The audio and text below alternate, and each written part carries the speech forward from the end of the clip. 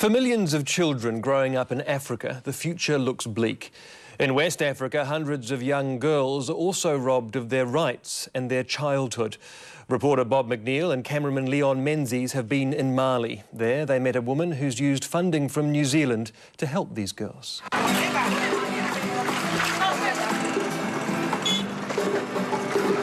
Steaming and stinking.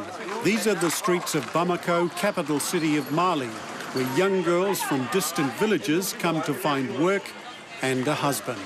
They walk or hitch a ride for hundreds of kilometres, only to find on arrival they're at the mercy of the streets and employers who abuse and take advantage of them.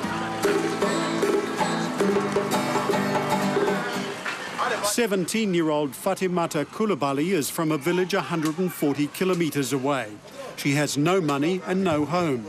But she does have a baby, and she does have AIDS, both the result of a relationship with a young man who's now deserted her.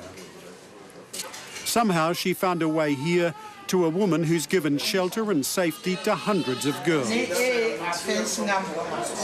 Jacqueline Dembele also made the journey from a remote village to the city, and she's never forgotten it. Now she runs urban shelters for girls lost on the streets of Bamako. She's better known as Madame Urban, and with funding from World Vision's 40-hour famine in New Zealand, she began teaching the girls how to read and write, how to get a job, and how to look after their babies. Madame Urban says the girls have sex forced on them. The victims are almost always society's poor, with no one to take care of them.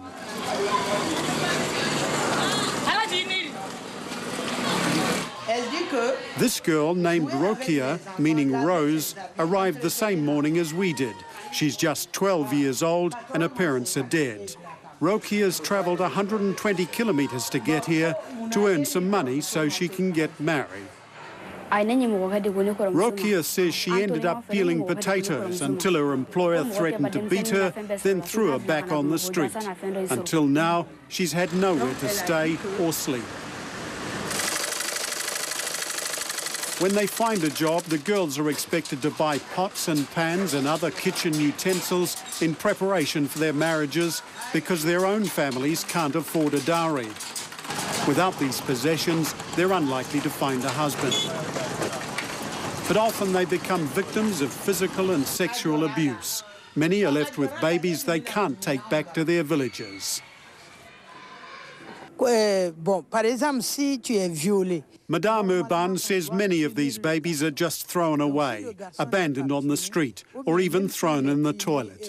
The children that survive don't have fathers or birth certificates.